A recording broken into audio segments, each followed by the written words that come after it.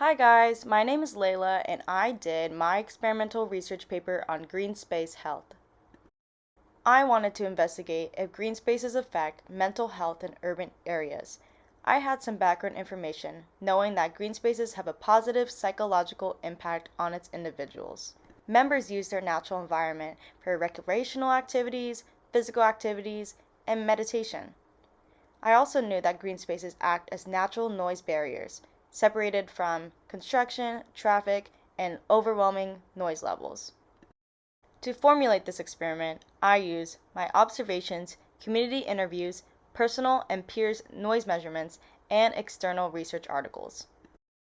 I conducted this experiment on a 2-acre allotment of Waller Creek, parallel to Clark Field and San Jacinto Boulevard, in between two overlooking bridges. During my first visit, I noted some initial observations, like its high erosion, high vegetation, and obvious impacts of human interaction, like its used trail pathways and high trash levels.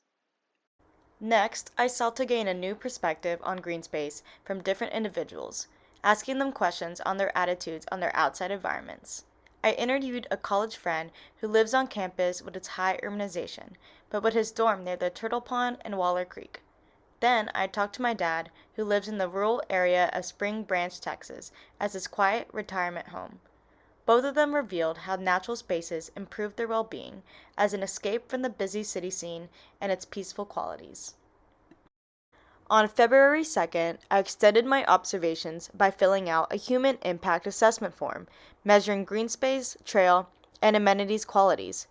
Some important information that I collected was the high levels of trash, the moderate soil compaction with highly damaged trail quality, and its accessibilities for visitors with bridges and well-paved sidewalks. This quantified Waller Creek's human effects and the impact of green spaces on its members, and vice versa. That same day, I completed a noise assessment form, measuring the minimum, maximum, and average decibel of 6 different locations throughout Waller Creek, 3 outside and 3 inside the green space.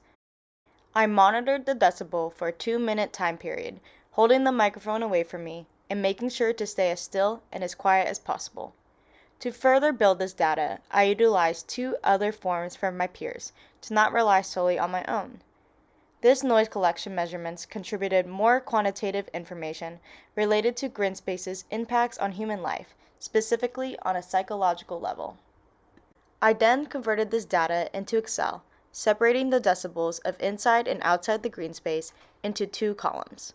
I ruled out any outliers by calculating high and low Q gaps and comparing it to its Q value. In this case, I had none. Next, I illustrated this information by comparing it on a bar graph, showing the average level inside and outside Waller Creek.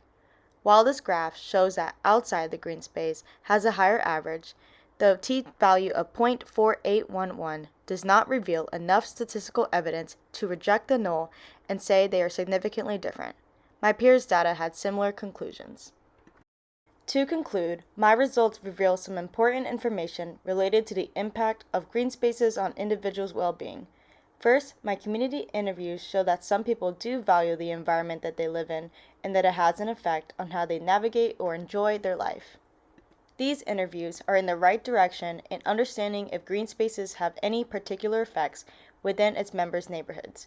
To strengthen this argument, I would gather my peers' community interviews or conduct further surveys with a specific sample size to make deductions about these groups of people, in particular factoring age, race, or other socio-demographic aspects.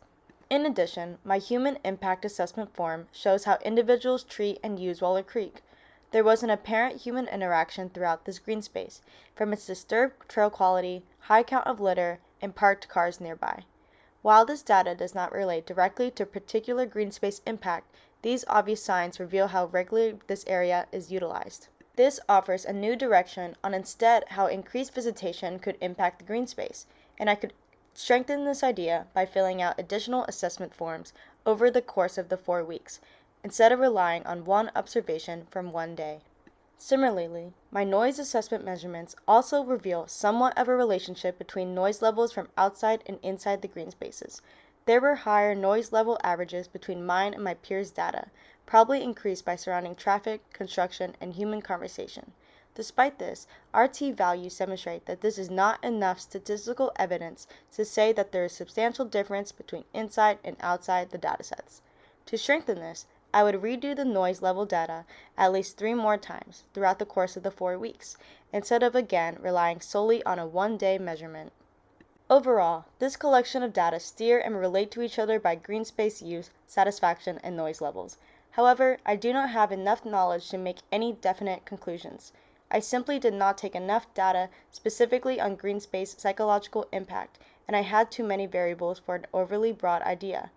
Probably the most important thing I have absorbed over the course of these 4 weeks of my data collection and lessons from urban ecosystems is that assumptions are extremely weak and conclusions cannot be drawn from them. So while I did not answer my original question of the mental effect of green spaces within urban spaces, I learned individuals' attitudes on their green spaces, how to analyze green space quality, and how to measure noise levels, all while engaging in my surrounding outside environment.